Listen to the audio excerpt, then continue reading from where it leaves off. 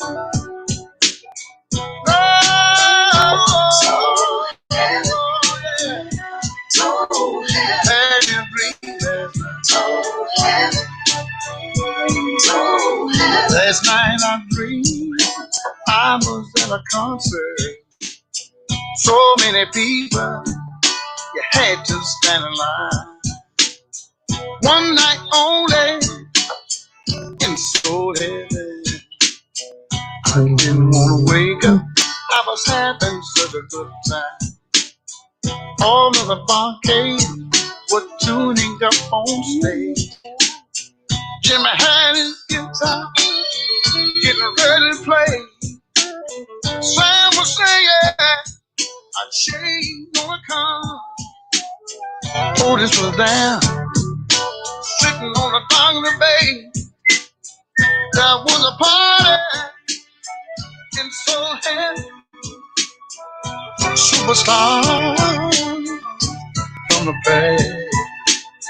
Standing room only, so you better hurry. Are you ticket? Oh, they're going fine, yeah. Train mile took a mean soul. Junior Walker had him dancing in the aisle. They stood up when Johnny Cash sang Lonely Teardrops. When Sammy danced, the crowd went wild. I thought I saw Earl standing with my head. Backstage was Elvis with his blue suede shoes, his scarlet rain. Everybody just stayed there to hear Zee sing the down home blues. Well, there's a party in so heavy. Hey, what's going on? What's going on? This is your boy Sub. Um, Bumping the barbecue music early this morning. Well, not early, damn, it's 1:47. Feel, hey, it's just all meshed together to me. Hey. But anyway, let me say this, man. Y'all know I'm not the biggest fan of Ti. I went in on him a bunch of times on my channel. I'm not the biggest Ti fan for his social commentary. I think his social commentary is part of the problem. I think there are a few brothers that make comments about now they talking about street justice on the brother that shot the girl. It's been a week. Surely they didn't open fire and nobody was around. So if they haven't made an arrest, then they probably nobody's really talking. If they have made an arrest, then good. But I get the feeling they hadn't made an arrest on those brothers that shot that little girl the other day. So this street justice stuff, we need to turn people into the streets. Look, man, that environment breeds that type of situation. I do believe that. When you pat brothers on the back for walking around, when you was patting them on the back for putting the barricade up, you was patting them on the back for walking around with the shotguns. You was patting them on the back, talking about racist, pigs and white supremacy. So when it backfires, you have to own it. You have to. This is the environment in which we created. We gave a bunch of emotional, ignorant, low IQ brothers shotguns, and then when they shoot and kill somebody, now we want to talk about street justice. Nope, I disagree. The street justice is the reason that little girl is dead. Because you want to get justice for a brother who honestly, I'm gonna be honest with you, I feel like Rayshard Brooks kind of made his own bed. He did. You know what I'm saying? That's just my personal opinion. But let me go ahead and say this, man. That aside, T.I. has called out 50 Cent in a rap battle thing with this versus thing, right? Now, look, I think 50 Cent is a great rapper. I do. I think he's one of the greats. He's had a nice run. But a lot of people are delusional about what his career has been. After you get past the massacre, it's been a lot of fake, a lot of beefs, a lot of internet trolling, and making a lot of diss tracks, saying things about different people. Um, and I just think people need to really look at that. And look, 50 deserves respect. He's on nobody's pantheon. Okay, this is not a pantheon rapper. He's not Jay-Z. He's not Lil Wayne. He's not. And I know people may not like Lil Wayne, but see, that's another thing. Lil Wayne does not get the respect he deserves. And I could go through and play all the stuff from like 97 on up with Lil Wayne, but y'all know. Hood Rat Check, all that. We can go. A lot of these songs that people probably, you play them, everybody's going to get up and dance, back that thing up, all that. And then, look, the Southern rap is, a lot of our rap was about having a good time, just enjoying life. That's a lot of what we rap about, but everybody does. We've had our conscious rap, but you guys don't respect the Goody Mob. They don't respect it. You know what I'm saying? Dare I say, J. Cole is technically a Southern rapper. If you really, North Carolina's still in the South. So, I mean, we could really take this and keep running with it. Because he's, what's the name's protege. And Dad. Okay, boo. Daddy's not going to keep spending money now. Why didn't you leave that thing up there and let it charge? Let it charge up. Go take it back in there and let it charge up, okay? But let me say this, man. Like, when it comes to this battle, man, after that, man, after Massacre, man, let's just tell the truth. The man got two good CDs, okay? He's primarily popular from after Massacre. What was that? 2004. From 2004 to like 2012, all he did was just beat troll people. Everybody wants to act like this guy was just some. He's a bully. That's what he was. He just. Oh, okay, son, you wait right here. Okay, hold on. No, I can't. Nope. So you know we have to tell the truth about this dude, man. There you go, boo. There you go. So, I mean, until you're willing to tell the truth, and look, I know a lot of people listen to me from up north and stuff like that. I'm not saying, I'm not disrespecting. Nobody ever disrespects up north hip hop. Nobody does. Everybody respects them. Everybody all over the world respects New York and up north hip hop. We all do. We all came up listening to your hip hop. But when it comes to our hip hop, we want to act as though King didn't sell 10 million records. Like you act like this dude didn't do an album called King and it sold 10 million. You guys want to act like this guy didn't do T.I. versus T.I.P., trap music, urban legend. All these are no, I'm not. Nope, don't put that on me right now. I got you later. Okay, go sit on the couch. Okay, I got you in a second. But that's what I'm saying. It's like we got to stop doing it. We got to stop just tearing down and not respecting the South as far as its contribution to hip hop. You know what I'm saying? I'm not saying 50 didn't do classic records, but when you're talking about T.I., I could just, all I did was just go through the list. I'm like, okay, the first one was a banger, obviously sold 10 million. Half of that was white fans buying 50 because of the lore of Eminem co-signing him. People don't want to act like that. People want to act as though he just was this great. No, he came out, Dre co-signed him. You got the West Coast, you got Eminem's fans, which at that time, Eminem was white hot, selling millions of records. And if Eminem said somebody's name, they sold millions of records. D12 was whack, okay? I'm just going to tell the truth. D12 was whack, all right? Royce the 5'9" wasn't. But D12 as a conglomerate, that group was whack as hell. You see what I'm saying? But he got respect. They got respect because of Eminem. Now, Eminem, to me, is overrated. If you look at his discography, his discography is overrated. He's mostly notorious for verses, not for making great albums. Marshall Mathers LP, and then maybe one. This dude literally has maybe two good solid albums. The rest of it, you have to be a connoisseur of lyrics to really appreciate his stuff. You just do. And so I'm just saying. But if we go, I'm talking about, let's look at it. Let's look at it. Because see, and that's what we're saying. We name things that we listen to that we like. I'm talking about if you look at T.I.'s album and his discography, and you go down the list, T.I. has a lot of damn songs, man. People just don't respect. I'm talking about just off his own stuff. I'm not even talking about features. I'm not even talking about other songs he done jumped on. Because I mean, if that's the case, then if they want to say what song he got before the song he got that's bigger than In the Club. In the Club, that's like saying tag team, back again. Are they bigger than, just because that song has made probably billions of dollars. That's, Crank That Soldier Boy probably made more money than that. Does that mean that Soldier Boy? You get what I'm saying? Like, that's not a criteria. You use the collective. How good have you been over a long, extended period of time? How good? Well, yeah, Young Dro was whack, but we're not talking about the crew. I was talking about D12.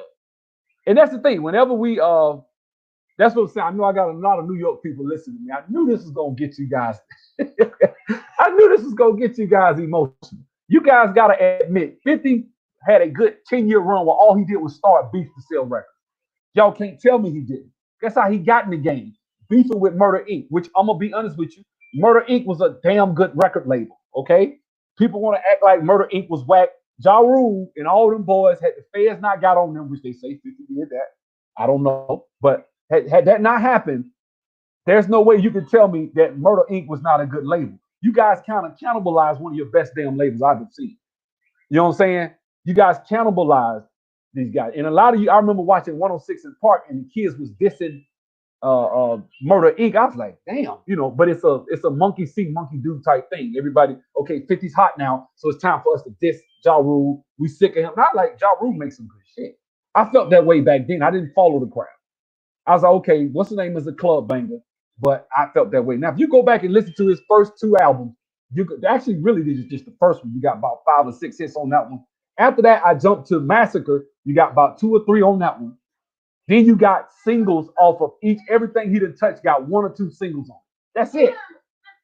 Now, if I open up T.I., I mean, I went down, man. T.I. got a bunch of them. Like, he got 3 or 4, at least 4 solid albums. It's kind of like saying Nelly should have beat Ludacris in that verses. And it was bad. Why? Because Nelly did Nellyville. Okay. Once you get past Nellyville, Nelly did all right. Maybe 2 or 3 songs here and there. Now he ain't 50's way better than Nelly.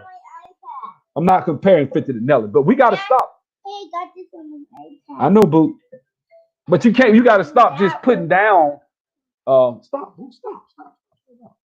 We gotta stop putting down people that do good stuff and then you want to just say, well, so-and-so sold more. That's not how you met. I ain't gonna say that's how. That's not no. Okay, you can sit right here. Just don't pull my cord out, okay? You can sit right here. All right. So I mean, we gotta be careful, man, because I see people whenever you do these versus battles, so and so sold more. So was it like, okay? So say you got a guy who let's look at this in grades, okay? You got a guy that gets 100 on a test.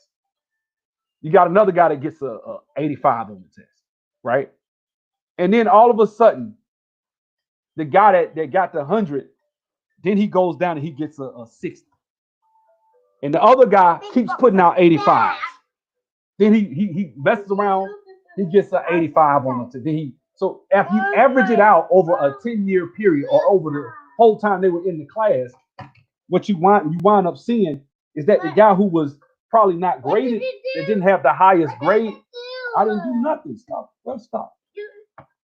If you average it out, I ain't do nothing, boo. You want to pop what? Huh? I ain't do nothing. Anyway. But if you take this whole thing and average it out over a period of time, you can't. There's no way in hell you can say that a guy who's been. That's just like somebody that was consistent. Joe made consistently good music, but we might take a guy who sold way more records and say, well, they not on their level. Like for example, people would think this way about like Avant, for example. Avant made a lot of good music, right? If I was to say Avant versus Boyz II Men, everybody's gonna think about End of the Road. You crazy? Okay, get him the End of the Road, get him a few other songs, and then go with Avant, who made a bunch of damn songs, or Keith Sweat. If I say Keith Sweat versus Boyz II Men, everybody's just gonna automatically assume Boyz II Men is gonna beat Keith Sweat. Keith Sweat made like 5 solid ass albums with a bunch of different good songs that people don't respect. So when you're talking about looking at these versus things, it's just like with certain things, it's just a certain way you look at it. Consistency over time has to count for something. You can't just disrespect people because they from the South and say, well, 50 is better because of In the Club and they still bumping that. Okay, that was Dre. That was Dre putting that together when Dre was in his golden era, right? And then that was, 50's the hype off of his name, and everybody was more into hip hop back then, so it was more like he had more respect coming out. So a lot of that was hype, and it was a damn good song. I'm not even gonna lie and say it wasn't. It was a damn good song. But a good example, DMX, right? DMX, I said DMX versus Jay-Z. Everybody went crazy. Man, you crazy.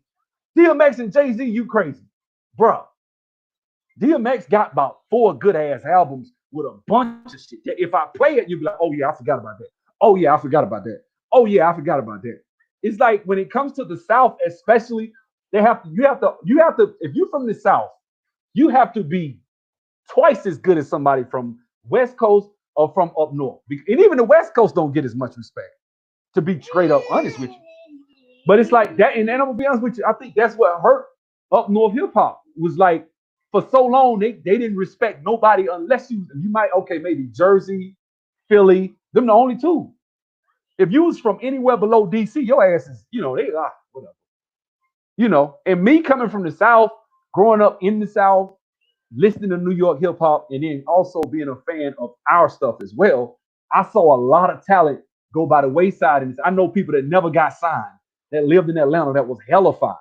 But there was a time where before Outkast and before Goody Mob and all, before Mello, I know. We gonna talk about this today in the gym. Y'all go holler at my boy, man.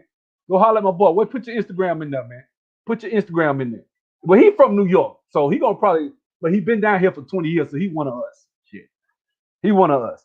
I think a lot of people from the South, anybody that's from the South that grew up down here, was down here in the 80s on up, will admit that we didn't get no damn respect in hip hop. It took a while. And there's still a certain stigma coming from the South. But there's no way in hell. Where did it go? What you mean, boo? Where did it go? There's no way in hell you could tell me that T.I. is just not on the same level as 50 Cent just because of In the Club. No, that's ignorant. That's ignorant. No. And the reason I did this, I just listened to Boo, you put that right there. There you go. So there's no way in hell. That wasn't right. Okay, Boo. Okay, well, I figured out later. Okay, take that over there. Take that over there. There's no way in hell you could tell me that T.I. is just not even on that level. Like, I remember how big that damn King album was when the movie ATL was out. How much money, that dude sold like 10 million copies of that damn thing. Y'all act like that dude just ain't nothing. Like T.I. just, man, and looking at the comments, man, it's not even close. I'm like, just because you hear In the Club all the time, you think this man ain't made classic records for damn near, at least he had a good 12-year run before he really fell off. And y'all act like this dude wasn't just killing. Like, y'all need to stop that. They need to stop. That's what I'm saying. Stop. Now, just because I'm from Alabama, I'm being fair. Because I just said Jay-Z has a real discography that is on that level like that. But I'm sorry, 50 Cent, after one or two good albums, the two good albums, and I'm going to be honest with you, Massacre was suspect to me. Outside, because a couple of songs that were considered hits didn't age well. Like Amusement Park does not age well to me. I'm sorry. You never hear that damn song anywhere. Reason being, it wasn't it was just the hype. A lot of stuff it was built off hype. No, I didn't say Jay-Z was trash. You know what I'm saying? New York busts along with West Coast. I'm not saying you didn't. What I'm saying is, being from the South, you can ask anybody. If you go back to the 1995, let me go ahead and do it. There was a reason that Outkast at the 1995 Source Awards, when they said the South got something to say, the reason they said that was because that wasn't the password. You know what I'm saying? When they got on that stage, everybody knows it. You know what I'm saying? Everybody was like bitter. Like, let me show y'all this. They was getting booed and all that, man. Like, people did not respect the South, dude. The South had to come out the gutter, bro. Real talk. Look at this. When they said Outkast, they said,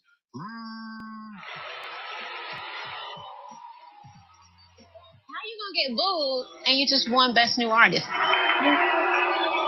That's because Southern rap, they didn't respect it. At this time, this was before Tupac did All Eyes on Me. This is 95. This is right after he did Me Against the World. I think he was about to get out of jail, and they had this award show. It was backlash from the East Coast, West Coast then. Yeah. Boom.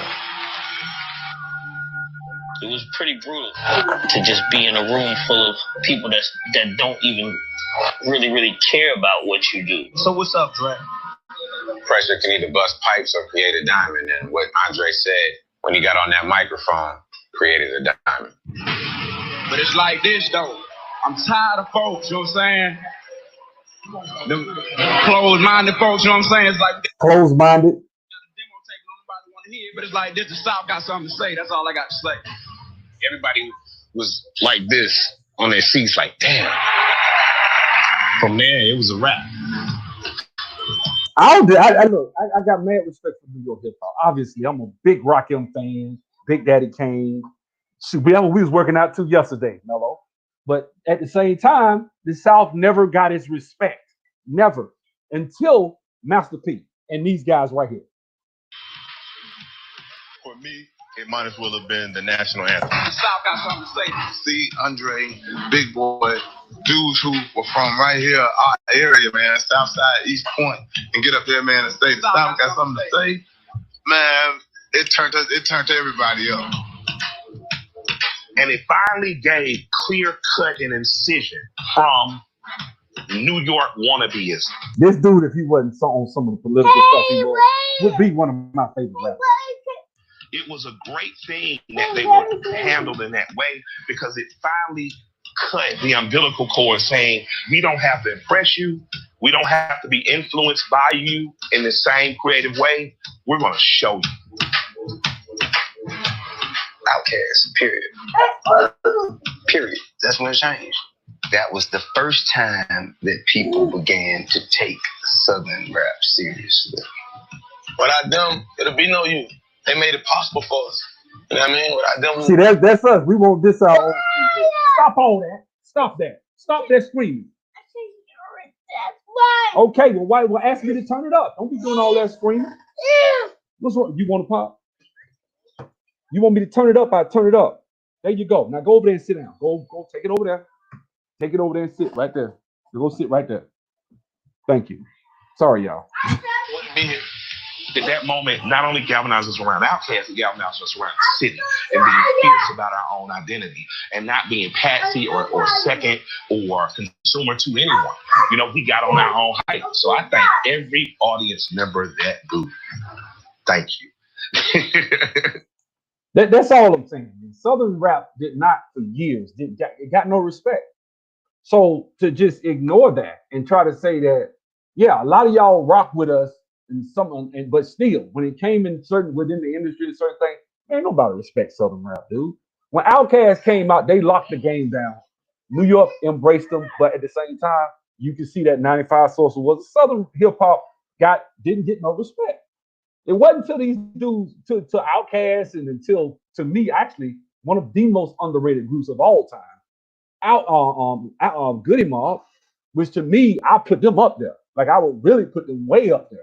And I listened to their interviews and stuff like that. They was in the South. One of the things that helped the South was they were cool with everybody. You can come from New York, we'll show you love. You can come from West Coast, we show you love. You come from anywhere, Midwest, everybody cool in Atlanta. Everybody, it was always like that. And they respected the people that paid the way. See, they respect MC Shadi. They respect Sammy Sam. So it was like that. So we'll embrace New. There's a lot of New York niggas down here, a whole bunch of them. You know what I'm saying? Pretty much it's half of Atlanta is from New York any damn way. A lot of them are. You know what I'm saying? So it never was one of them situations. I just feel like with this T.I. versus 50 thing, for people just to say that he's not even on the same level, like y'all don't went crazy with that. They don't went psycho. I'm like, wait a minute, bro. Wait a minute. And then when you have to look at it, his first album had about 5 or 6 good hits on it. I can't take that away from him. Second album, about 2 or 3. I'm gonna be straight up. That songs that you okay, yeah. And this was okay. But a lot of people just listen to it. That's just like right now, if I was to put somebody up against Goody Mob and I'm playing songs that people ain't never heard off Goody Mob album, that doesn't necessarily, you know what I'm saying? We're talking about hits, consistency. And T.I., the reason I think he said that because he went and looked at the consistency versus 50, and he felt like, man, I'm better. I've been doing it for long. I did it longer. I had a good 10 to 12 year run where I was hot. What hurt him was going to jail. Hell, if he hadn't went to jail them a couple of times, he probably really would. When he went to jail the first time with that T.I. versus T.I.P. big shit popping, man, look here. That shit was hot. Like people don't forgot. I haven't. And then if you go and look at Paper Trail, that's another one. That was a big one. Hell, I wouldn't be surprised if that was sold 10 million. So he may have sold. It's a chance he done outsold it. Like while people talking. But you know, people just looking at the commercial success of Get Rich or Die Trying and the other one, the first one when he first came out, Get Rich or Die Trying, and they like, okay, but you know what I'm saying? Like, I just think at the end of the day, like what hurt New York and what really stopped them from being on top, because they had a lock on it for about the first 15 to 20 years. What hurt them was they didn't respect nobody else but them, which I get because they have these rules and lyricism and certain things. And so I remember I was listening to XM radio, and this one, Outkast had the double album, right? And they called up a lot of New York dudes was calling. Never I was on the highway riding somewhere. A lot of New York dudes were just calling, that shit ain't real hip hop. What the hell is that? They was going in on 3,000 for Hey Y'all. I'm like, this y'all know these niggas, like it and sold. Not only did it sell, but it was damn good music to me. I love that damn album. Musically, the way they put their shit together. I thought it was great. I thought it was a great idea. I liked it. And obviously 10 million people liked it. So they made a lot of damn money off that album. But if I was to say right now, hey man, we're gonna put Outkast versus, let's say, Wu-Tang, a lot of people would laugh. That shit ain't funny. That's not like, it ain't like Wu-Tang, man, you crazy. What about this? What about that? Like, yeah, I mean, if you're gonna take the Dungeon Family versus Wu, then yeah. But if you're talking about just Outkast versus Wu, the Triumph, and then the first one, Into the 36 Chambers, after that, it's you know, I'm just being straight up as a casual Wu-Tang fan. And my first Wu was sick. I wore that out. You play that whole damn album, and damn near every song on there was a hit. You know what I'm saying? So 18. See that you talking about that's what I'm saying, Mello. You talking about the first two albums exactly. And Massacre was really at 5 million for a while. It went up out over time to that extra 3. And really, it's probably Get Rich or Die Trying has probably pushed it up.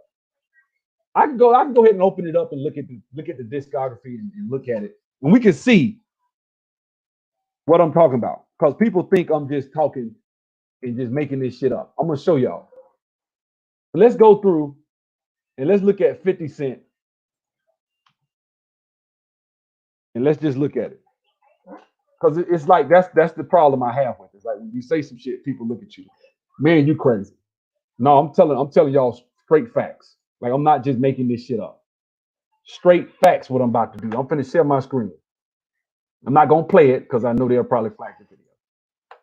Now this is it. This is the one that probably sold out of that 18 million you just talked about. This probably 12 of them right here. Lead a Wu out of this. Okay. Look, some people damn near worship the Wu, boy. That's almost like a religion for some dudes. I get it. I know plenty of dudes got that damn W tattooed on their arm. I get it. All right, so this one, no, this didn't age well. Of course, that one. You know how to do this? No, boo, not right now. See that what I'm saying? So hold on. Okay, boo. Then you got Pimp, 21 Questions, Wankster. So like I said, this is a beast. I'll never say that this wasn't a good one. That's 03, right? Then when you go to that second album, it's all right. It's good. It's a good album, Massacre. We can go here. Now, a lot of y'all, man, you crazy. Okay, boo, stop screaming. Stop screaming. See, that's one. What? I don't know it. Okay. What? I got to press Candy that. Shop. Just a little bit. Shit. I mean, now, can you guys play? If I play this, I'm sure some of y'all know this word for word. But like I'm saying, I'm just telling y'all what I see. As a casual fan, if you play it, I would know it. I know Candy Shop. I know just a little bit. All right, now this album might have sold 4-5 million. This is hype, man. I'm telling you. Now with this guy, you getting down to like albums with one damn single on them. No, Curtis had a few too. I'll give him that. That was somewhat of a hit right there. Of course, this was a big one. That was a big one.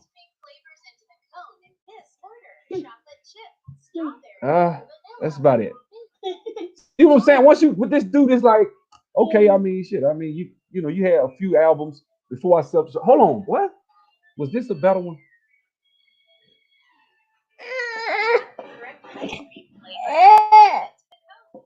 Huh? Humble, just slide over. Huh? Sit down right there. Just sit right there. Yeah. This is one a lot of people say, but I ain't trying to be funny. I'm talking about commercial. I just don't see a lot of hits on there. I don't. I see now maybe them songs, maybe it's a song I done forgot about. But I don't see a lot of hits on that album. I don't. Um, I'm just being straight up. By then he had fell off. This round when he was starting to beef with everybody. He's tried to start a beef with Kanye. It was fake, but what I'm saying is he started talking about Kanye, started talking about people. See what I'm saying? It's, you know what I'm saying? Like, no, I don't see this guy up there like that. Now let's go to T.I., shall we? Let's go to T.I. Watch out, boo. Let's go to T.I. I don't know it yet. Okay, boo. What? What's the password to get in? Boo. Okay, hold on, son. Hold on.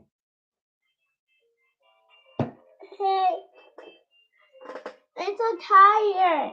Okay, boo. This I'm little boy, ready as soon as I for get it. on here, he wants to sit in my lap. Okay, boo. I can't take him too far. What's up? What's up, mister? I don't even see T.I. Hold on, let me go back.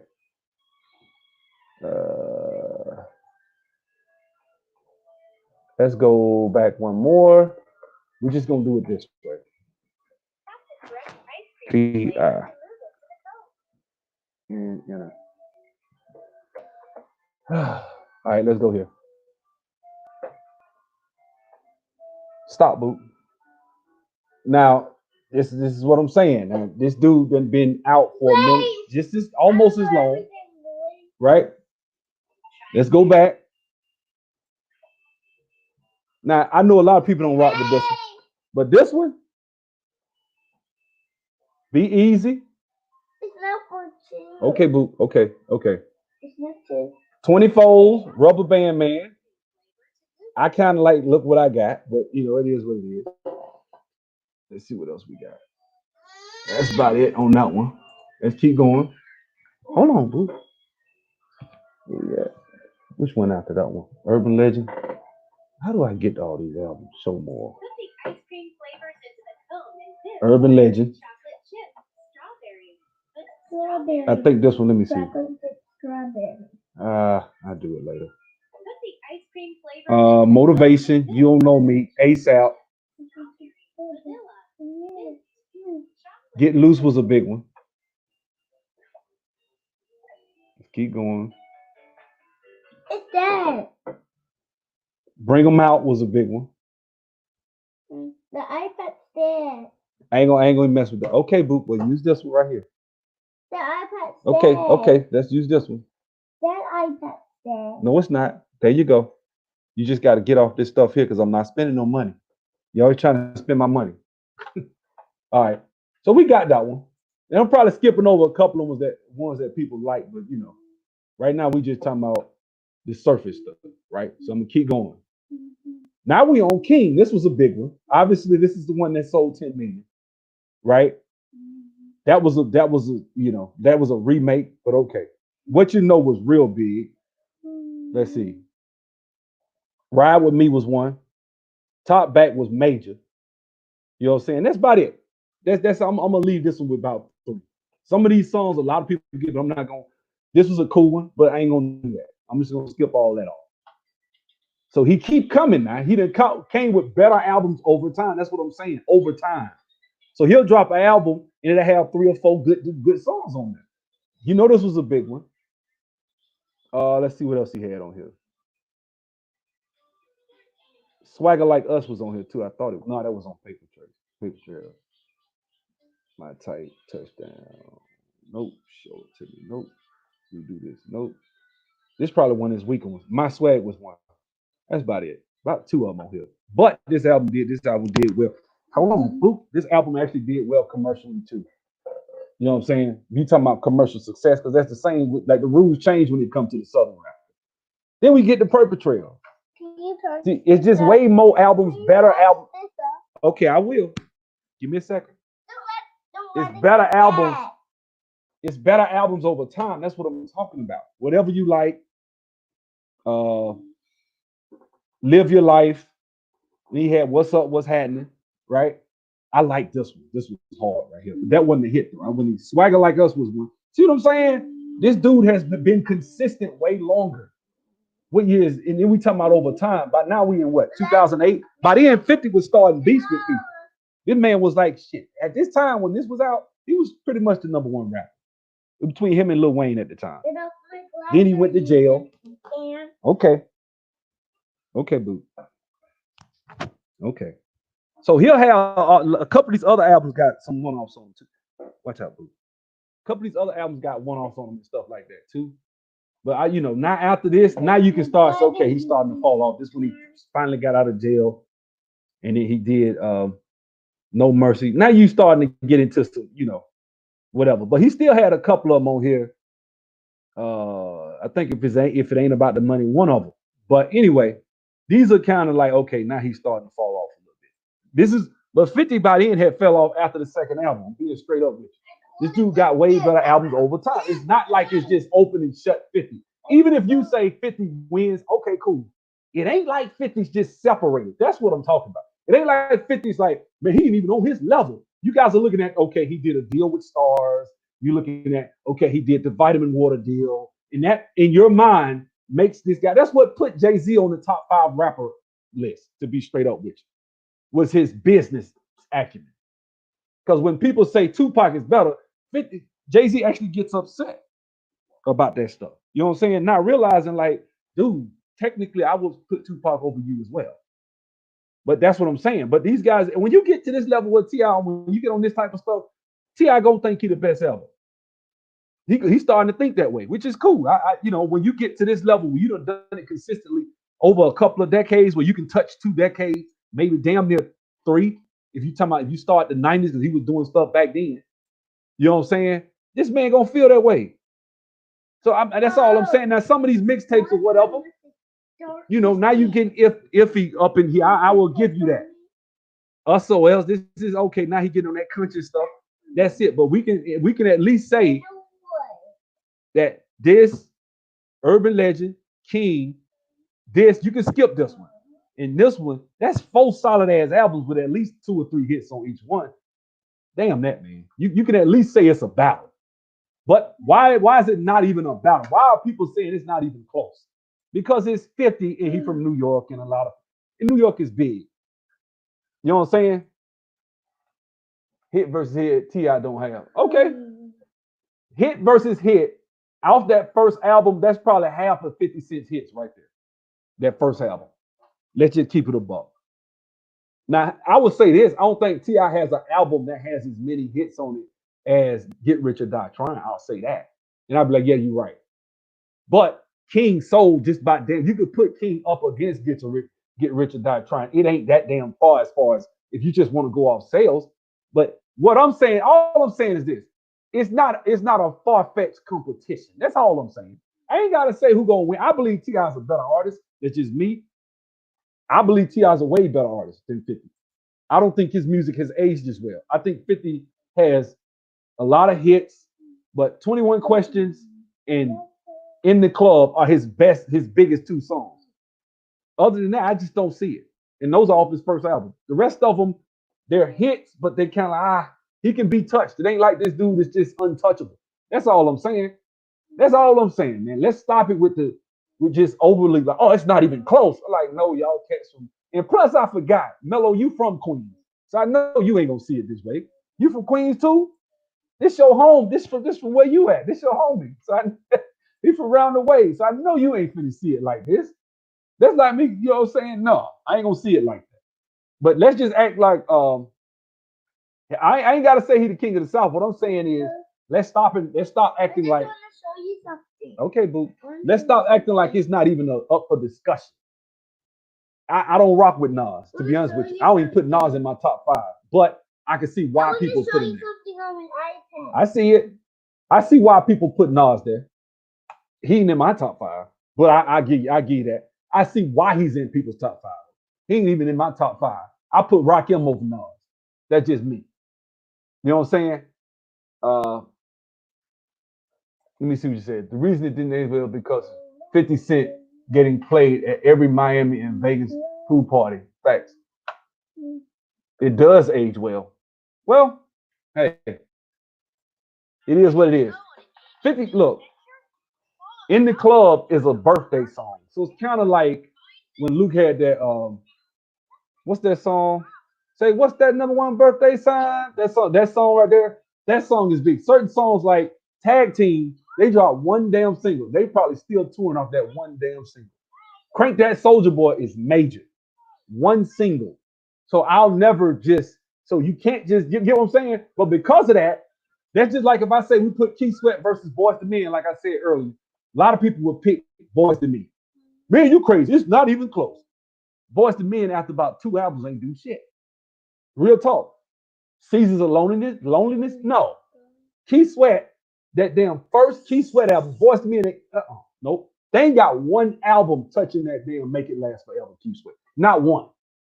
Not one. You get what I'm saying? But if you just want to look at record sales, the overwhelming majority of people would sit there and say that Boyz II Men is better. And then until you start really hashing that shit out. Just like there were people that really thought Nelly was going to be Ludacris. I knew, man, no, Ludacris had a consistent 3 or 4 hits on a lot of albums. And he did it. Okay, well, watch your foot. He did that for a long time. I'm sorry, Nelly did Nellyville, and that's it. But people really thought, I remember arguing with people, man, you crazy. Nelly ain't gonna touch Nelly. Man, he sold 10 million records on Nellyville. I'm like, I don't give a damn. One hit. One hit. After that, we struggling. Now we getting into features of the Bad Boy soundtrack and shit like that. That's it. And the song he did with Jagged Edge, that song, which was big. Where the Party At? That's what you have to do for Nelly. But because he sold 10 million off of Nellyville, people really think he's on that level. That's how it is with 50. I'm sorry. Don't tell me this shit ain't even close. Like, y'all can stop that. They can stop that now. Stop it. Yeah, Nelly, you know what? Acting like T.I. can't battle 50. Yeah, he can. You know what I'm saying? T.I. your guy, but you from Queens, man. I don't care what you say. You biased, dog. You might be down here, but no, you gonna be biased, bro. You still a little biased. Is it even? Let me ask you. Even you have to admit it's an interesting battle. It is not like 50 runs away with this. Can you at least admit that? Does 50 just hands down destroy T.I.? Hell no. Hell no. That's what I'm saying. But I think part of it's because it's the South too, man. People gotta buy you. Anytime, I'll be honest with you. I'm gonna say this, people gonna disagree. I like 112. When 112 went against Jagged Edge, right? I sat there and watched that battle live, right? Half of the 112 stuff was with Biggie and Bad Boy. So anybody out of New York, y'all are loyal. When it comes to New York shit, y'all hold y'all shit down. That's why Biggie's in the top 5 right there. I think Biggie is one of the greatest ever to do it. I just don't see he only had 2 C9, but I do think he is. I would put him in my top 5. But what I'm saying is, half of the reason Biggie's name keep reverberating like it does, because he out of New York and y'all loyal, man. Y'all gonna hold y'all people down when it come to that. You know what I'm saying? But Pop got the world holding him down. Not just West Coast. A lot of people ride harder for Pop that live in the South, that live in Africa, Brazil. Everybody loves Pop. You know what I'm saying?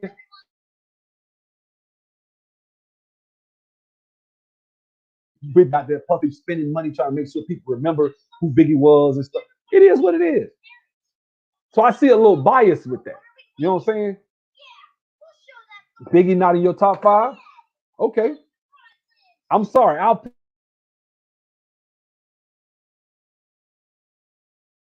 #1, top 5. I could. After that, after Pac, it's up for debate. It's up for debate after Pac, to me. It's up for debate. After that, I would put Big as #2. After that, I mean, me personally, if I had to just be completely objective, I'm gonna put Rakim in my damn #3. That's just me. You know what I'm saying? And shit, it's a couple of Southern rappers I might drop in there. Like one of the coldest ones that don't get no respect is CeeLo. You know what I'm saying? He'll get no respect because he, you know,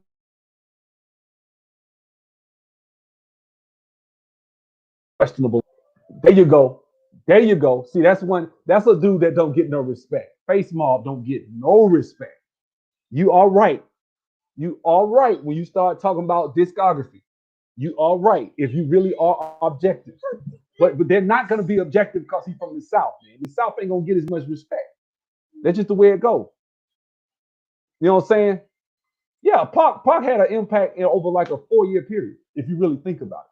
From like 92 to 96, this dude did. I mean, come on, man. You know what I'm saying? Face Mob in your top 5. Okay. Okay. Look, man, I got a lot of rappers I could say that are great rappers. But once I get to that, I would probably I might even put Big Daddy Kane or even KRS-One. Them, it's like that. Jay-Z, I'm going to go and throw Jay-Z in there at number 4 after Rakim. I'm not putting Nas in my top 5. Not because I don't like it. I just don't. I listen to all this stuff. It's more lyrical. He's great lyrically, his swagger, his delivery, all that shit. I listen to his album and fall asleep though.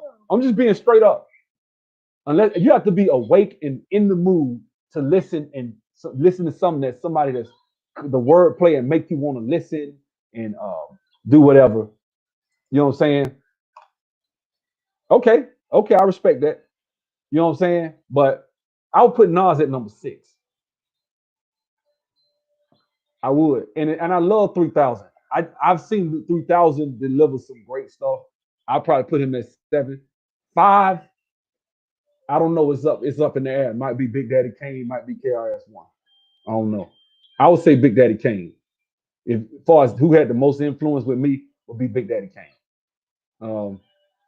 And a lot of people be like, man, that's not even, why would you put, nobody mentions him. Exactly. But if I remember them first 2 or 3, Prince of Darkness, Taste of Chocolate, Long Live the King, The Wrath of, whatever that second one was. Yeah, he in there. You know what I'm saying? See that I'm not even a Ghostface Killer fan. But I get it. I respect him, but I'm not even a fan of his like that. If that's the case, if I'm just gonna go straight up, I'm gonna go with Papoose, but he ain't got the discography. But lyrically, like if I had to put somebody up there talking about, you want to talk about like going in, let's just give me a hot 16 and just let me see you both of them go on sway in the morning. You put Papoose. That's who I'm gonna put up there as far as best lyrically that I can think of. Oh, damn Eminem. You know what I'm saying? But it is what it is. Let me ask you something. Why Ice Cube get so many props? I'm not even trying to hate on him. Not because of NWA and all that, but he's great. But I don't know why there's been such a push in the last, I say 8 years where everybody been kind of trying to put Ice Cube in the top 5. Everybody Ice Cube.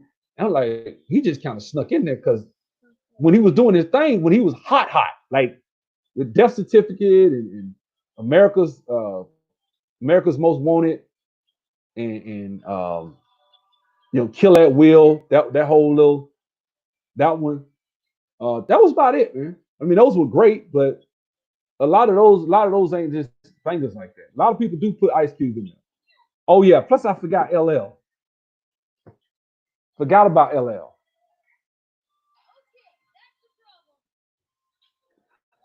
All right, I give you. Yeah, you can't add the NWA. West Side Connection was not that good. Lynch Mob wasn't that good to me either. NWA, you can put that in there. I'll put that in there. West Side Connection, all I remember is Bow Down. If I had to just be straight up, Bow Down. You know what I'm saying? And that's a lot of they shit you can crip walk to. That's crip walk music. You know what I'm saying? Like, that's about it though. Yeah, I mean, I'll give you that. I'll give you that. But it's a lot of unsung guys, man. Well, if you're gonna put him in there, you gotta throw Rakim in there first, though, bro. Like it's like we'll change the rules for Q, and because Rakim is and the only reason I think Rakim is not on everybody's top 5 is because of how he is. He's more laid back to himself. He's not very wordy. He don't do a lot of talking. He mind his business. So because of that, a lot of these new people that's coming up don't really acknowledge that everything that is a hip hop artist that you name, you probably can trace it back to Rocket from '86. What correct? Paid in full. You got to. That album is probably way more influential than Raising Hell by NWA. I mean by Run DMC. If you take that album and put it up there against all the rest of them, look, man, paid in full. You know what I'm saying? Yeah, but Buster was consistent too. But don't nobody respect Buster. That's another one. No respect. I respect Buster. You know what I'm saying? I ain't gonna lie. LL has a case to be the greatest of all time. I can't even argue with that. That's a guy that don't get no respect. Is LL Cool J. But that's what I'm saying. So when people do their top five, it's really if somebody it's certain people, like if somebody says Kareem Abdul-Jabbar is the greatest of all time, I disagree, but I understand why they say that. If somebody says Kobe Bryant is the greatest of all time, and there are people that said that, I actually understand why they say that because I saw Kobe. I know what he did, what he was. When you're talking about some of these people, it's like, man, it's just favoritism picks and stuff like that. I mean, you just like this guy. He's from a certain neighborhood. People like him, and it is what it is. Yeah, Buster went off. Buster went off. He did his thing. So, but that's the thing. Is like people don't respect people that had consistent runs. Buster was more. Now, if you say actually, now that I think about it, you could literally, if you go back to the LONS and put that with Buster's discography, he could go up against people. And people will laugh till they saw the damn battle. And then they'll be like, damn. Buster, damn. Like, that's what they'll say. Like, it's just, that's what I don't like when people so quick to think about in the club. The bigger the hit, the more people seem to think. People literally was talking like Nelly was going to beat Ludacris. I said, no, Ludacris sold 5 and 6 million records straight on 4 albums. Every time he came out, he had 3 or 4 hits on there. No, Nelly's not going to be, not including the features and other shit he did. No, Ludacris is going to destroy Nelly. What happened? Man, he drugged Nelly ass. It was horrible. Public Enemy is more conscious. I'm going to be honest with you. I'll probably put Public Enemy up there. I would. It's go time. LL, Rakim, Kane, Cube, Scarface don't exist. Slew of artists don't exist. It's assumed they in the pantheon. Well, yeah, but you gotta actually go and be purposeful and intentional about putting these guys in the pantheon. These guys you just named. Otherwise, they will not get mentioned. Nobody throws LL. Come on, man. Don't nobody really respect LL like that. Don't nobody really respect Kane. Come on, man. You barely hear Kane's name. Cube gets put in. Cube is in the limelight. People know who he is. Younger people know him. So y'all can see why he did movies people know about. People grew up on his movies. They like it. But when it comes to Scarface, don't nobody throw Scarface in the mix like that. They should. It's not going to be destroyed, nothing, though. I just went through the whole discography ranking. No, it's not. No, it's not. That's what I'm saying. People act like it's not even close. Stop it. It is close. I just showed you 5 good albums with Tip. People act like, I'm like, 50 got 2 solid ass albums. Really, the second one is like okay, maybe album. Let's stop it. Let's stop it. And you from New York, so I know you biased. See, that's what I'm saying. We got a lot of New Yorkers in this space. So you guys are going to ride with New York to the end. I remember when I was a Jordan fan and the Knicks were good, really good. And everybody was like, okay, this is the championship. Them New York niggas, they live, ate, sleep, and breathe the Knicks. I admired that about them. Like they're going to ride with their damn team, win or lose. Whenever I saw a nigga from New York, fuck Michael Jordan. But after he retired, that's when a lot of them niggas was like, you know what? Jordan's the man, you know. But when he was playing, man, them niggas used to be about to fight about the damn Knicks and the Bulls. You play against a nigga from New York and he talking about the Knicks. Let me tell you something, man.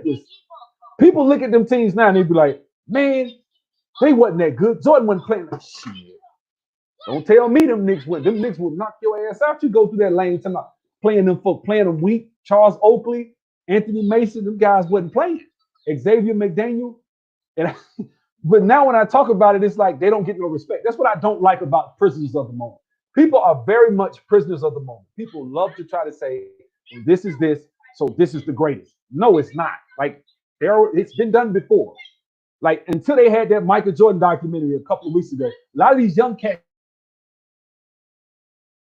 didn't know what Jordan. Surely everybody knows what Mike did and what. Just to hear me say it is one thing, but to sit there and watch him dominate when people physically tried to hurt him, and the refs was letting people hand check, running Scottie Pippen up to the third row of the bleachers. I saw it. So for me, I'm like, this is a man's game. And when I see you dominate on a man's level in a man's game, that counts for way more than this little bullshit you see today when cats is running down the floor and if you breathe, like, no. That's the way I look at the game today. I look at it like it's weak as hell. You got to do like Trae Young. Look here, man. I love Trae Young. They would have, let me tell you something. They would have clamped his ass. They would have been physically hand checking him. He tried to go through the lane. They would have knocked him on his ass. You just think they barely was calling flagrants back. It wasn't even a flagrant foul when he went through the lane. What you think stopped Kenny Anderson? I'm just being honest. People don't know this. Kenny Anderson was that dude. Like I played with him. Stephon Marbury was a motherfucker. Like these dudes could really go. But the problem was you 6'2", 6'1", coming through the lane. And these big men, look here, bro. They gonna knock you on your ass. You know what I'm saying? But people don't didn't Biggie knock down John Stockton? He might have, I don't know nothing about that. But to see, that's what I'm saying. You talking about one album right here. You see here? See what he did? Y'all see he did exactly what I said they're gonna do. You went to that one album and the commercial success of that one album, and you're thinking, okay, he did one album. T.I., and I'm gonna tell you something. King sold 10 million while you're talking. But you see here, don't nobody remember that. All we remember is this right here because it's a party song. Go, shawty. It's your birthday. So now this is how people think. I'm like, no, go back to 2000. What year was that? 2006, and tell me T.I. King album was not the shit. Don't tell me that. Don't even tell me that.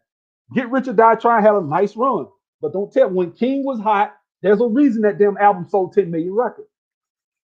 There's a reason to that shit. Don't nobody want to hear the truth. Don't nobody want to hear it. Everybody want to just say, no, man, you crazy. It's just like right now with these damn LeBron fans. You talk to them, man, LeBron averaged a triple-double. He boxed out twice a game, though, dude. He boxes out less than twice a game. He collapses the defense less than twice a game. He averaged a triple-double. It's kind of like saying, okay, you're going to say that, but then you got to say, by that definition, that if LeBron got a triple-double in a series, you got to do the average, a triple-double for 2 full seasons at 6'3" in Russell Westbrook. Could Russell Westbrook do that in an era where they was hand-checking motherfuckers? Huh? Thank you, G. Lowry. Thank you. Could Russell Westbrook go back in the era against the Knicks and all these damn in the damn Indiana Pacers was physical as hell, and tell me he gonna average a triple-double in that situation at 6'3"? Let's see him do that. Because there's no way in hell Russell Westbrook today should not be considered the best damn player in the NBA by the same statistics that you use to bolster that LeBron James is. But part of LeBron James' lore is that he's 6'8", 270 pounds. 6% body fat. I get sick of them damn people saying this shit. That's why they say LeBron is what he is. He's so strong. But motherfuckers, I'd have seen his chest taken out. I'd have seen his heart taken out his chest too many fucking times for me to say that this guy's the greatest of all time. But these young cats don't know that. So they're going to say that. They're going to put him up there. It is what it is. You know what I'm saying? And then when I say something, I got friends that are prisoners of the moment. That's my age. But they watch and listen to these debate shows just like everybody else. This shit affects how people think. Just like when you listen to Go Shawty, you keep hearing that shit. I ain't gonna say none of them. I ain't gonna say none of these players today can play in the 80s. I would not say the 80s was actually less physical. I'm talking about the 90s. The 80s was actually the running gun Lakers. I would say that actually you probably could play with them.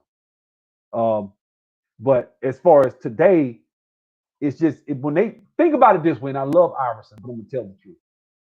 The year that they started really refereeing hand checking was the first year that Allen Iverson led the league in scoring.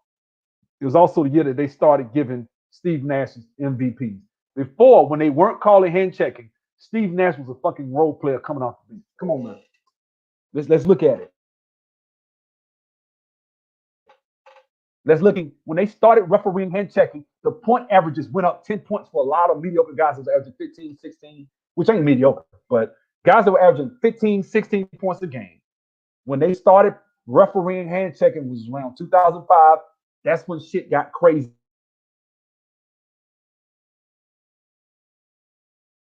These big deal now. You had full seasons where people would play a whole season and wouldn't get a triple double. Like maybe one or two. The teams were averaging 85 points a game and shit like that. Physical. Straight physical. Right? And then what happened, they changed the game. They wanted more points. They wanted more excitement, more dunks, more alley-oops, more threes. You know what I'm saying? So they did whatever they could do. They stopped the hand checking. And defensive-minded players were not the thing. There was a time where playing defense will get you a nice little ass contract in the NBA now. They don't shit, man. Look, a sorry team right now. You got teams like shit. The damn Washington Wizards against the damn.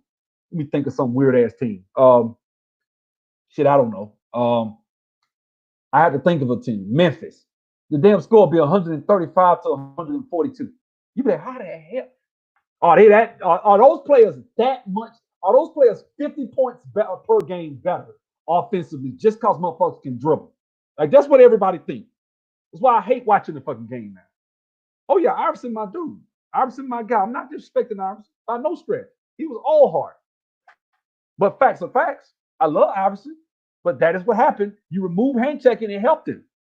Shit, because you can't check Iverson. You couldn't check him if you can't physically push Iverson. How the fuck you gonna stop him? You couldn't. You couldn't stop that dude. You could not. Once they did that, nobody could stop Iverson. That's what started that with little guys starting to really going off like they were.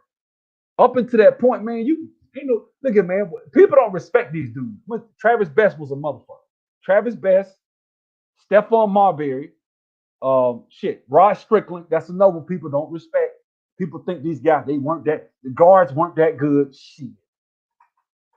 You just could not bring your ass in the lane. It was a unspoken rule. You bring your ass in the lane and you under 6'6", good luck.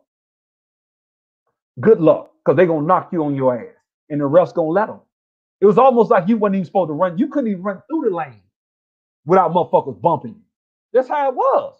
You just run down there big, a power forward going boom. He going to bow you. You know what I'm saying? Real talk. Brandon Wall was nice before he got. Yeah, he was. He was. A lot of these guys today are getting away with not being physically checked like they were in the 90s. Your boy, what's his name? And I love him, but Steph Curry, perfect example of what I'm talking about. Steph Curry will average 35 points in 20-something minutes. Get in the damn playoffs and be struggling, averaging 18, 19, 22, 23. Or he might average 27, but it's a different 27. Why? Because they get a little bit more physical in the playoffs, don't they? They let him play a little bit more physical, and he can't handle it. I love him. One of my favorite. In fact, he's probably my favorite player in the league right now. Well, yeah, he's my favorite player to watch. But, I mean, he can't handle it physically. You know what I'm saying? And the issues it gave him being a small. Yeah, he did. Hand checking physically, when they stopped the hand checking, Iverson was killing, man. Killing. I played ball. I was 6'1". Motherfucker, I ain't trying to be funny. If you couldn't hand check me, shit. I'm going to just give you one good job. I wasn't all fancy. I'm just going to triple threat your ass to death, though. Triple threat, quick first step, lightning, quick first step, 40-something. Man, it's over. You can't. People scared to get up on me. Because if you get up on Iverson with that crossover, you couldn't check. You can't hand check him. What you gonna do? And he got a middle game. He could shoot the floater. He was just nice. Like, he had it all. That's why Iverson was nice. But if you can hand check him, you can slow him down. You put your hand on his hip. That's how they do. They act like they're moving their hips, but what they doing, moving their feet. What they're doing is they pushing you, holding you in place, and then bringing their chest and hips over to bump you and act like they're moving their body. They not. I hated that shit. I hated motherfuckers like that. Like, I know you can't check me, but what it is, you pushing me, then you move your body over trying to act like you're moving your feet. No, motherfucker, I had you beat. And if you couldn't put your hand on me, I would have been gone. I hated motherfuckers like that, which made me learn how to use my damn body. I'm going to hit you first. Shit. That's how I play. But, oh, okay, we playing like that. I had two ways. I had to, okay, I'm going to just get by you. And then when I see you going to play me physical, I'm coming into your chest first, bitch. And I'm going to try to ride you. I'm going to ride you to the lane. You ain't going to jump with me. I'm going to use my damn flow to push off a little bit. Block it. Ain't nothing you can do. I do that shit all day. Nothing you can do. No, you don't want to do nothing but shoot. I ain't even have to beat you off the dribble. That's what's so fucked up. If you really understand the game, you don't even have to beat a person off the dribble to get a good bucket on the ass. Going to the motherfucker can cut you clean off. You just change direction, get them kind of lean over a little bit, ride their ass with the left. You going left, you jump, then you kind of push off with your elbow, not hard, and then or you take it in. Or when you do go up, you ain't got to push off with your elbow. You put your hand up, and when they reach to block it, you turn that outside hand out and push a little bit just to hold their ass off and give your other left hand enough to bank it off there. That shit was so easy. And you can do that shit slow. You don't even have to be fast. You don't have to think. They're just playing the game for 20-some, 30 years. I just knew how to score. Real easy, man. That shit, you ain't got to think. But see, that's what I'm saying. Iverson used to do that shit. I watched him do it. And I actually got it from this white boy named Martin Matson for the Lakers. He used to play for Stanford. But that's what you do, man. You go to the hole. That's what helped him. And so, but people today literally think, they'll look at the stats and say, well, Jordan did this and did that. I'm like, Jordan did that against motherfuckers that when he would go to the lane, they coming through with their elbow trying to knock him on his ass. And it was just a foul. It wasn't no flagrant. It wasn't a tech. It wasn't none of that. It was just foul. No, what they call it? No blood, no foul, no layup rule. Remember that shit? So people are prisoners of the moment. Just like with this 50 situation, commercially, we look at him commercially a certain way. But I'm gonna be honest, even with Jay-Z, as much as I think Jay-Z's he up there, but a lot of what makes Jay-Z is the business lore that he has. The respect that people give him for business is why people call him who he is. Man, you crazy, man. Jay-Z, the whole what? You crazy, man. Jay, da, da, da. And I'm like, I will give you that. I said he in my top 5, but half of the reason people think he is who he is because of the shit he done in the last 15 years. Because I'm sorry, after the Black Album, he was hit or miss. I'm sorry. Blueprint 3, I like that. But no albums after that, that was it. You know what I'm saying? That's real. After the Black Album. But the Black Album was the shit. That's actually one of my favorite. That and Reasonable Doubt. A lot of people like Blueprint 2, Life and Times of Sean Carter, but he had a nice run though. So that's why he in my top 5. But guys, oh yeah, I'm gonna look here, man. He want to play some ball, man. He got uncles, he got homeboys, man. My homeboy franchise 7 feet. We gonna see. Basketball gonna be so easy. That's something people want to play. It ain't always about blowing by motherfuckers trying to get this. No, motherfucker, you want to play foul, you want to play physical. See, when you're on the lower school level, like high school, college, they'll let you play a little bit more physical. You can push a little bit. So you got to know how to play like that. That's why it's harder for guys to get to the NBA. But then you take them guys and hit them in a no hand checking rule. Motherfucker, give you 30. Whenever I played and somebody couldn't hand check me, motherfuckers was scared. Oh, they scared because you couldn't get up on me. And I worked on my shot. So you gonna leave me? Okay. And I knew how to get you reactive. That's all you gotta do. You ain't gotta, man, it ain't always about all being the best ball handler. You just gotta know how to get a motherfucker to bite.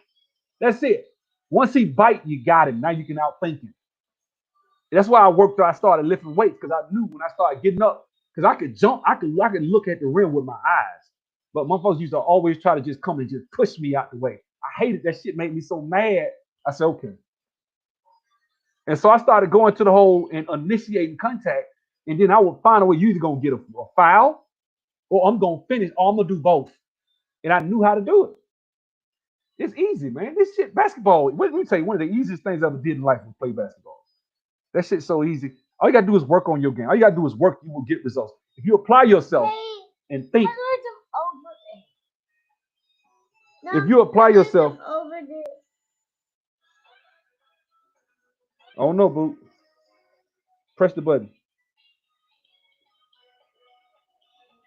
There you go, like that. You gotta hit both of them. But you know, like I said, all you gotta do is just understand how to play the game, man. That shit's simple, dog. Like ball handling, we put too much fucking emphasis on ball handling. We put too much emphasis, and I know you need to be good where they can't rip you, but you really need to be able to just create space, and it's really based on your footwork. Beating somebody off the dribble is not. That's why I hate all these fancy ass young kids when you see them doing these dribbling moves, not knowing if the motherfucking man gonna bite the move. You just dribbling for to be dribbling safe. No, fuck that. I love niggas like that. Because they see, I wasn't scared to get crossed up. So you do some shit, ooh, but you didn't know if the move was gonna work. So when you threw the move, you stopped. Guess what I'm doing? I'm recovering. I'm right back in front of your ass. You do it again, you throw a move, I bite the move, you get by me, you stop. Because you don't know if the move gonna work. Watch them. This is why most of them motherfuckers can't do that shit with some real competition, because they'll do that shit. But once you a nigga that ain't scared, I used to play against niggas that was from up north and could dribble their ass off and do them, but bitch, I'm ripping your ass. They hated me because I wasn't scared to get embarrassed. I wasn't worried about what the crowd, ooh, he got you. He got you. I didn't give a shit. Okay, bitch, I'm right here. Shoot the ball. You throw the move and get your shot off. They couldn't. They'll throw that damn move, bite, bitch, I'm cupping your shit. Them niggas hated me. Hated me because I ain't scared. That's what it is. You cup them niggas shit. When they throw all them little fancy ass moves and doing all that shit, you like, all right, man, nice move. Rarely did I run into a nigga that could throw a move and keep going to the hole. I seen Iverson. You tell you, Marbury was like that. Like Marbury, when he threw a move, he gone. Like it ain't no, you know how these niggas throw these moves and stop? No. That damn Marbury, he'll throw a move and you'll bite. If you bite, he already gone. He 2 or 3 steps past your ass. By the time you turn around, you can't even block his shit. You can't even block it, man. You couldn't even block his stuff, man. You couldn't even block Iverson. I mean, Marbury stuff, man. So that was the biggest deal with Marbury. I used to play with him. You couldn't. Travis Best was like that. Who else? I'm gonna tell you another guy. I don't know how to get it, boo. I don't know. Let me see who. Let me think who else had nice moves. Octavius Thomas. If you're from Atlanta, you know who I'm talking about. Drug dealer, top 5 player in the country. I think he gave Jason Kidd 40 one time. He was ranked over Jason Kidd. Drug dealer though. That nigga, when he threw a move, he was gone. Most cats that dribble a lot are really they rest in their dribble. Now some of these cats today, even some of these ranked players, I see flaws in their game, but I'm older now. But as an older guy who played the game that wasn't ranked but got better, I can look at these kids' games and say, okay, he number this in the country. He did. I'm like, man, when he throw moves, he don't go by motherfucker. Iverson, he threw a move, it was always to the hole. He threw a crossover, he gone. Now, Iverson, if he felt like it, he'll play with you. But another one, Steve Francis, that's another one. When he threw a move, it was to the cup. And he finished real good. Another thing a lot of these cats can't do, a lot of these cats can shoot the 3, they can dunk, and they can dribble. What that leaves out is the close mid-range game. That also leaves out finishing around the cup. But if you watch most guys, most players today, if you watch them, they're not good at finishing around the basket, but they always shoot that damn floater, that left hand, right hand floater. When was the last time you seen a cat working on a floater? Go to a gym, go to any gym in America, you're gonna see motherfuckers shooting half court threes and shooting 3-pointers. That's all you're gonna see niggas working on. You never see cats working on going to the hole, finishing with his left hand, way outside the paint. You jump outside the paint and finish around the basket. You jump out by the dotted line and finish it around the basket. But guess what? Most scorers I ran into could finish around the basket very well. If you watch Kyrie Irving, if you watch his game, I love his game. He's one of the best ball handlers I've ever seen. But not just that, he can get to the hole. He's efficient with his dribble. He can get to the hole and he can finish around the basket. A lot of his points, just like Tony Parker, are around the basket. Steph Curry, for all the shots that we remember, we see, he is mostly a around the basket scorer if you look at him statistically, because you can't leave him that damn three. You got to get on him at half court, and he can dribble. So when he beats you, he's gonna finish around the basket. He knows how to finish. He's not even that athletic and can finish. If you are effective, if you are an effective around the basket like Rod Strickland, that's why I said today he would be much better today in this league where you can't hand check. Most guys like Ken Anderson could finish around them types of guys. They could finish. They just shit. You got anywhere near the paint, they knocking your ass out back in the 90s. But if you take those guys and put them in the days where you couldn't hand check, they playing zone. They done widen out the damn Z defenses. You beat your man. Somebody's supposed to be coming weak side, but shit, you got so much room. It's just so many ways you can score now. This shit way easier than it was, man, back in the day. It was harder. Way harder. You know what I'm saying? Says these young AQs got a lot of flaws because AAU is basically hero ball. But it is. It is. D Rose was nice too. D Rose was hella nice. He was. He was hella nice. D Rose. But notice the guys I'm talking about, like great players. Like, I'm not talking about these guys that can handle the ball, that are very good at handling the ball. They got a good, decent 3-point shot. They might can shoot out the dribble. That guy get to the NBA. But he got a bunch of holes. There's a lot of flaws. I'd rather have a guy that can finish going to the basket over bigs, that's athletic, that can dribble and hit a damn 17-foot jump shot consistently. Off the dribble or catch and shoot. That guy right there is a much better player than the guy that can catch and shoot threes. Man, you crazy. Trust me. Because in the flow of a game, when you playing the game, it ain't about all that half-court shit. It's about putting the damn ball in the basket. And when the guy is off, this is why I'm going to tell y'all the truth. I love Steph Curry, but when they clamp on his ass, as good as he is around finishing around the basket, he can't handle the physicality. So what happens is they don't win as much. They win because they got other pieces, and he eventually over the course of a 48 minutes, will get a shot off. He'll hit a couple of deep shots. But that's why Kevin Durant was the guy when it got close. That's who they gave the ball to. Kevin Durant is going to get you a basket when it fucking counts. When it count baskets. Those are the 15-foot, 17-foot. That's the finishing around the paint. The damn 15, 17-foot jump shot. That's when you need a basket. Y'all, the other team is hitting a lot of shots. I need a basket. Give it to them. That type of game. I love dudes like that. You know what I'm saying? But that's unsung. I'm sick of all this damn 3-point shooting. I'll be glad when this shit stops. Because it's really hurting the game. Because you got kids not coming down across half court shooting the damn ball. You got 7-footers out here now running point guard and shit with a damn 6'3" point guard just standing there looking at him. The 7-footer getting the ball, dribbling up the court like,